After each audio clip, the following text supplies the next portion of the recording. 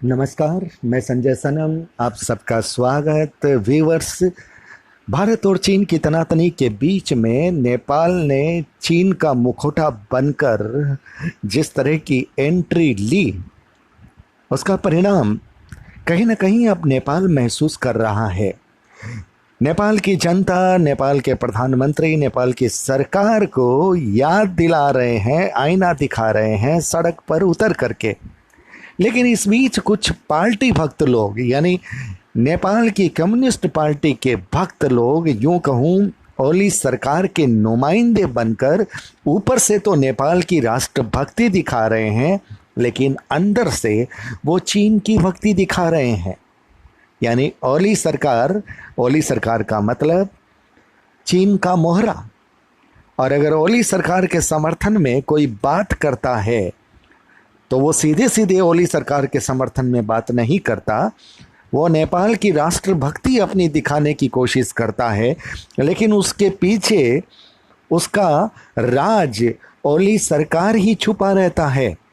एक ऑडियो मेरे पास मेरी एक नेपाल की मित्र ने मुझे भेजा। उससे सुनने से मुझे थोड़ा गुस्सा भी आया, थोड़ी हंसी भी आई, और एक बार तो लगा इस पर चर्चा न करें। फिर मैंने सोचा कि नहीं, जब हमारी मित्र ने भेजा है तो कम से कम उनका सम्मान तो बनता है। हालांकि वो आवाज़ हमारे मित्र की नहीं थी, उन्होंने किसी की भेजी थी और हमने उसको सुन लिया। बंदा बड़े जोश से बोल रहा था। अच्छा लगा, जोश तो होना भी चाहिए, और जब राष्ट्र की बात आ जाए, अपने देश की बात आ जाए, तो जोश तो लाजिमी है। उस जोश का स्वागत करते हैं, लेकिन जोश में होश तो रहना चाहिए ना। इस बंदे के अंदर होश नहीं था। देखिए, सबसे पहले तो उसने बताया कि नेपाल बड़ा भाई। चलो मान लेते हैं, बड़ा भाई अगर नेपाल है, भारत छोटा भाई है, तो कोई फर्क नहीं पड़ता। जो छोटा होता है उसे कुछ ना कुछ मिलता ही है, वो लाभ में ही रहता है। लेकिन भाई, बड़े भाई बनते हो या तुमने बनाया है नेपाल को बड़ा भाई, तो बड़े भाई की जिम्मेदारी तो निभाते हैं। क्या बड़ा भाई छोटे भाई की दुश्मन की गोद में बैठ करके छोटे भाई को आंख दिखाने की कोशिश करता है? नहीं करता ना। देखो, जिम्मेदारी तो हमने निभाई है बड़े भाई की, यानी भारत ने निभाई है। छोटे भाई ने दुश्मन की गोद में बैठ करके आंख भी दिखाई, दोस्ती पर घात भी किया, रिश्ते पर घात भी किया, फिर भी बड़े भाई ने छोटे भाई को कुछ भी नहीं कहा। बस थोड़ा सा प्यार भरा तोहफा दिया, हल्की सी सीमाएं सील की, और छोटे भाई ने, यानी वो छोटे भाई तो नहीं कहूँगा, छोटा भाई तो फिर नेपाल हो गया, मैं नेपाल के लिए तो नहीं कह सकता, लेकिन जो नेपाल का नेतृत्व कर रहे थे ओली ओली साहब, उन पर एक तमाचा जरूर लगा दिया, धीरे से, लेकिन आवाज बहुत जोर से हुई, क्योंकि जो हालत कर दी उससे नेपाल की जनता सड़क पर उतर गई।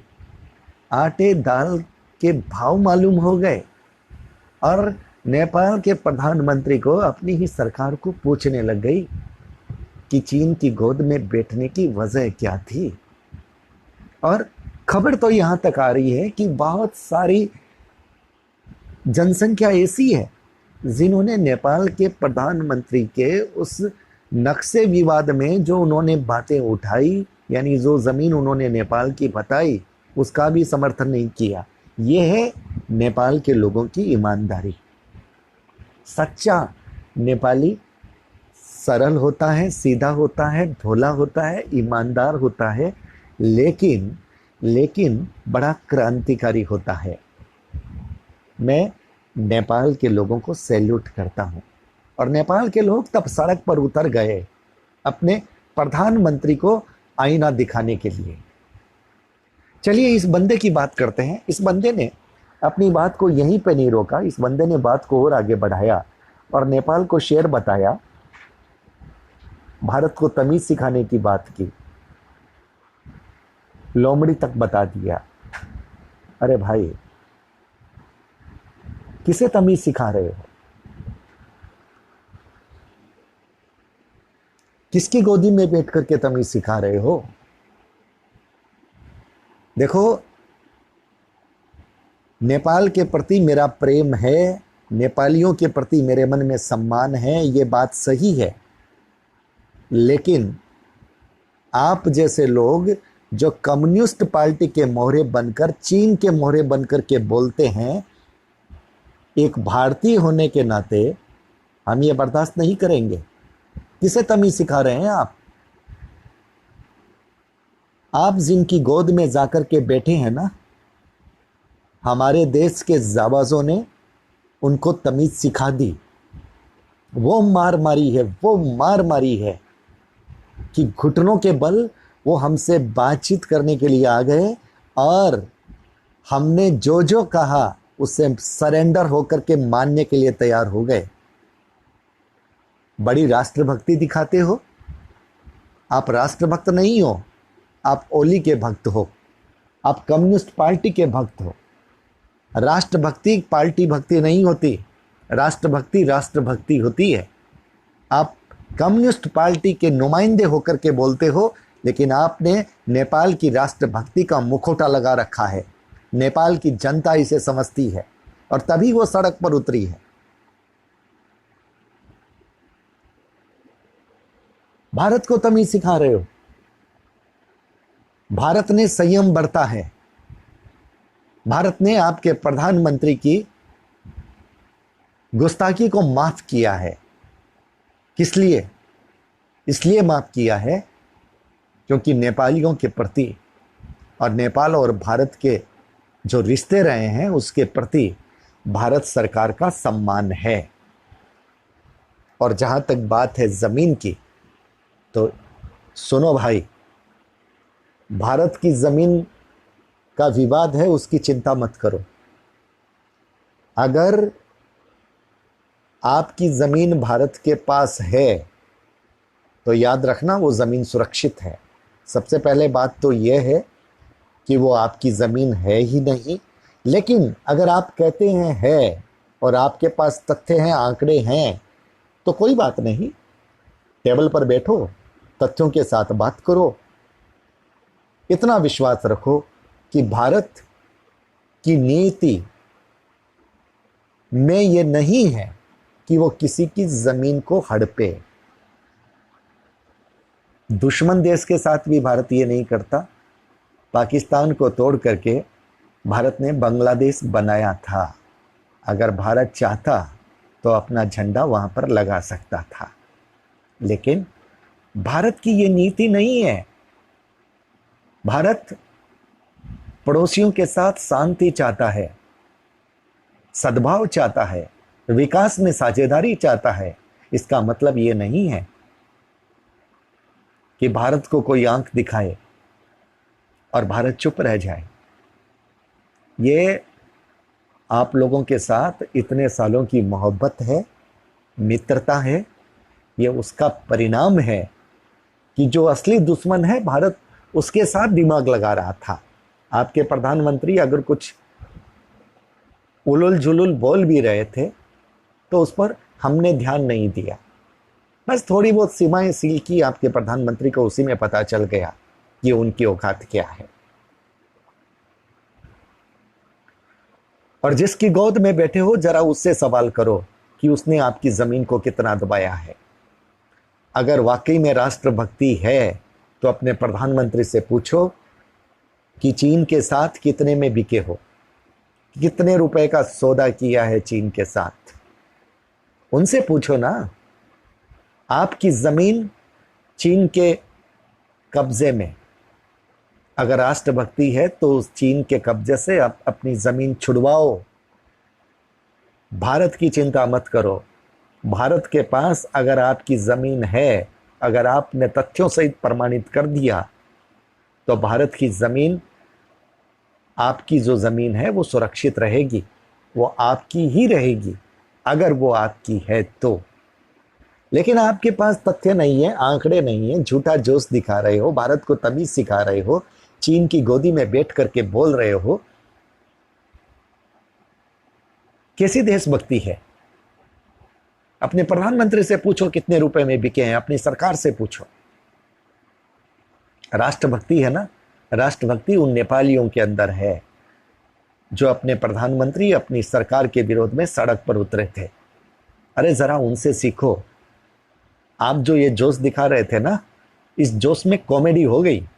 आप क्यों कॉमेडी कर रहे हो? आपके प्रधानमंत्री ने ऑलरेडी इतनी कॉमेडी कर दी, लेकिन उनकी कॉमेडी से आपके देश का कितना नुकसान हुआ आपको मालूम है? आपको मालूम नहीं होगा, और मालूम होगा तब भी आप मालूम करना नहीं चाहोगे, क्योंकि नेपाल के प्रति आपकी भक्ति नहीं है।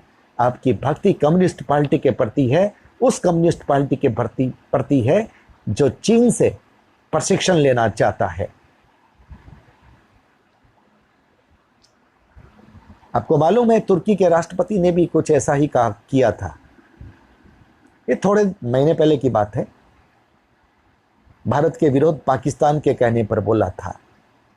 क्या असर हुआ उसका? उसी की जनता ने, उसी की पार्टी ने उसका तख्ता पलट दिया, और उसकी पार्टी ने तो यहां तक कर दिया, उसको अपनी पार्टी से भी बाहर निकाल दिया। याद रखना कि यही घटना कहीं आपके प्रधानमंत्री के साथ न हो जाए।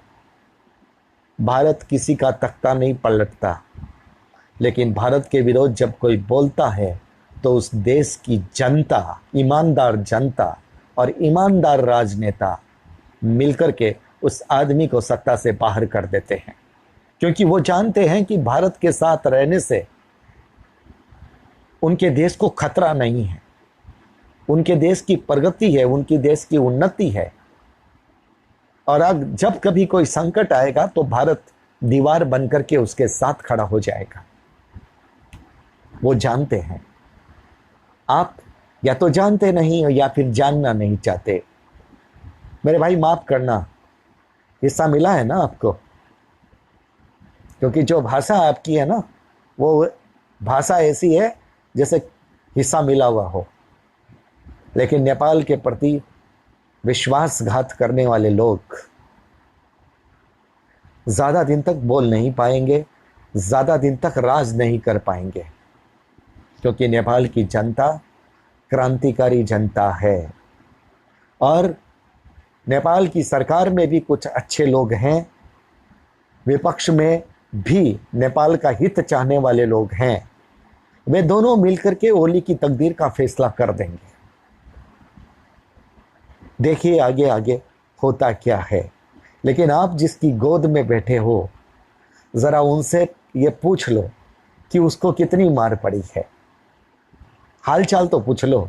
आप जमीन तो नहीं पूछ सकते उससे, क्योंकि वो आपकी औकात नहीं है। हालचाल तो पूछ लो हाथ जोड़ करके कि भाई आपका हश्र कैसा हुआ।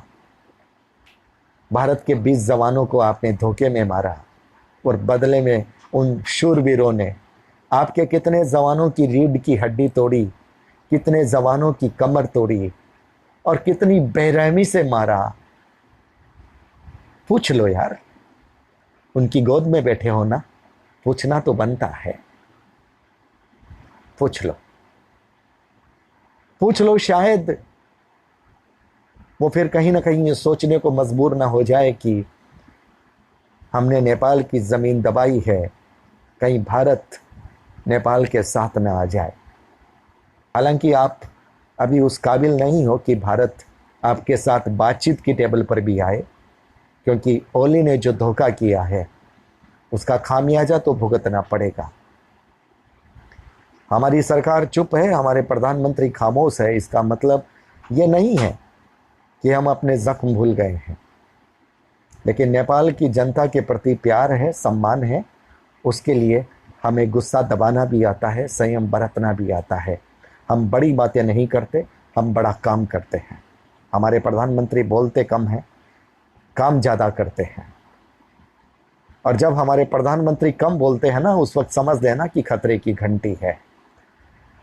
चीन समझा नहीं था, और फिर प्रधानमंत्री का एक बयान आने के बाद चीन में हड़कंप मच गया।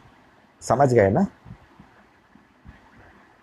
ओली ने मोदी से टक्कर ली है, उसका खामियाजा ओली को भुगतना पड़ेगा। अपने प्रधानमंत्री से कह दो। और अगर राष्ट्रभक्ति है तो पूछो कितने में पीके हो। एक बात फिर कह देता हूं, नेपाल की जनता के प्रति हम भारतीयों के मन में बड़ा सम्मान है। नेपाल के प्रति हमारे मन में बड़ा सम्मान है। इसलिए जब हम जय हिंद कहते हैं भारत और नेपाल की बात करते हुए, तब जय हिंद के साथ हम जय नेपाल कहते हैं। हमारे लिए बड़ा भाई कौन है, छोटा भाई कौन है, ये मतलब नहीं रखता। हमारे लिए मतलब ये रखता है कि भाई अपनी भाई की भूमिका निभाए, भाई दुश्मन की भूमिका न निभाए।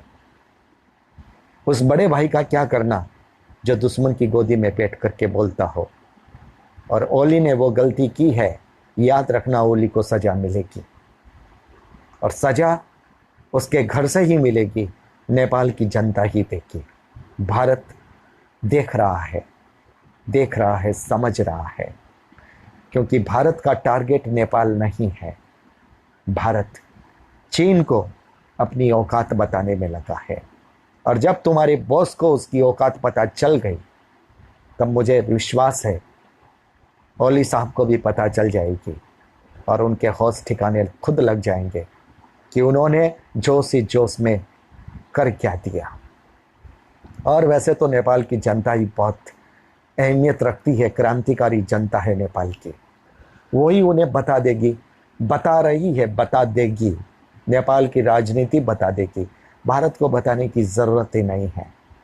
लेकिन भारत और नेपाल के बीच जहाँ तक मुझे लगता है, अब सही बात तभी होगी जब कोई व्यक्ति दूसरा होगा इस तख्त पर, जिसे नेपाल और भारत के रिश्तों के बीच समझ होगी, जो नेपाल और भारत के रिश्तों के बीच अहमियत समझेगा, उस मित्रता के दायित्व को समझेगा, तभी भारत बात करेगा।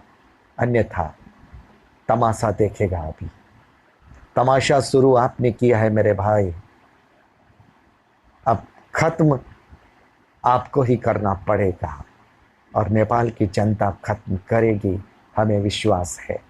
जय हिंद, जय नेपाल।